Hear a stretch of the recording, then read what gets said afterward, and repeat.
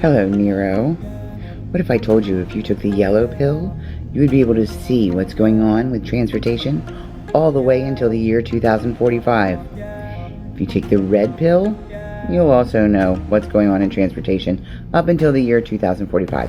Because actually, they're both Skittles, and I'm Helen, Public Outreach Manager for Dover Kent MPO, and we're going to talk about how you were involved in figuring out transportation up until the year 2045. Here's Chapter 3, Public Outreach.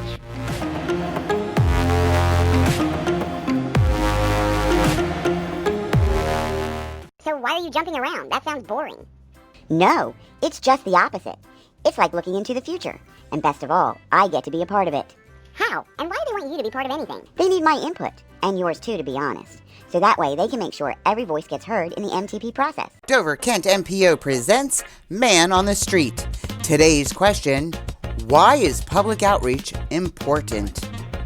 Well, public outreach is actually vital to any long-term plan, especially since the citizens are the ones utilizing the plan and transportation. We should be the ones that have input in what goes into making it happen. Absolutely correct. Those who work in transportation planning must know the community they serve. Why? Because transportation systems and programs affect people's everyday lives. Regardless of how many plans and programs are made, without anyone to use them, they're worthless.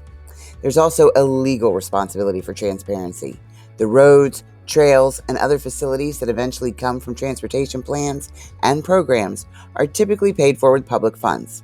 As a metropolitan planning organization, this agency is bound by law to have an outline plan for public involvement.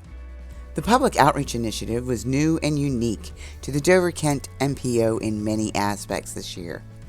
We embraced social media and digital outlets to get more engagement than ever before. We also found a new way to get survey results at our pop-up outreach events by turning it into a game. Finally, we created a new website portal with its own domain, innovation2045.com, to deliver videos and online surveys to our citizens. Surveys. Instead of doing one extensive survey, the Dover Kent MPO separated our survey information into 6 small surveys. These covered everything from transportation modes that people use, daily commutes, transit, bike paths and sidewalks, new technology, and general demographic questions. The money game. It's a simple but engaging way to receive survey results. We set up 10 baskets representing possible future projects. Then we supplied each respondent with a $5 million MPO dollars and asked them to spend it the way they see fit. The projects were fix existing roads, building new roads, bridge repair, transit, bike lanes, sidewalks, passenger rail, new technology, crosswalks and lights, and air quality. We did 3 virtual public workshops with an average of 20 to 25 people who responded to each online party. These were done on Facebook and lasted several hours. Each party had a combination of poll questions, which were directly from the surveys, and different fun activities. We used Facebook Live during these parties to further connect and engage our visitors. We also did several watch parties on Facebook during the events, which were instrumental in getting even more engagement during the hours of the workshops. We used news coverage, advertising, and social media campaigns to encourage people to come to innovation2045.com. We interviewed on WMTT News before the launch of public outreach. We did a digital advertising campaign with the Delaware State News on their webpage. We used a pull-down ad that appeared on top of the DSN website, and we also did a paid email that went to 5,000 subscribers to the State News. There were lots of ways that we asked you to come to innovation2045.com, and we certainly hope you did. The Dover Kent MPO Principal Planner, Jim Galvin, organized a working group from the MPO PAC, TAC, and committees, along with several people from DelDOT and the MPO staff. The working group met several times and decided on the priority criteria for each project and how it would be graded.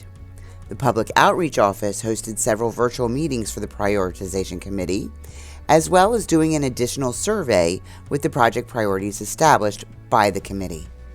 Sometimes a map can tell a much better story than a narrative. Maps lend a sense of place, illustrate spatial relationships, and have visual appeal. The Dover-Kent MPO GIS Planner took a voluminous amount of information and transformed it into maps that are an excellent tool for public engagement and interest. The Dover-Kent County MPO, like all MPOs, have a series of federal mandates that fall under environmental justice. That describes the charge of considering at-risk and underserved populations. These include people who live under the poverty level, minority populations, the elderly, and people with disabilities. The MPO used several different ways to ensure that these populations were able to get their voice heard. What's to look forward to? There's going to be a final draft of the MTP on the MPO website. There's going to be presentations, virtual and in person, depending on the status of the COVID-19 crisis, to gather final comments on the draft.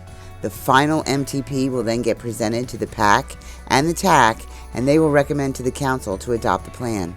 The Council will then vote to adopt the MTP, and it will go on record by January 2021. You can continue to be a part of transportation through Dover-Kent MPO by following us, liking us, subscribing to us, or hanging out with us on all social media platforms, or going to our website, www.doverkentmpo.org. We'll see you there.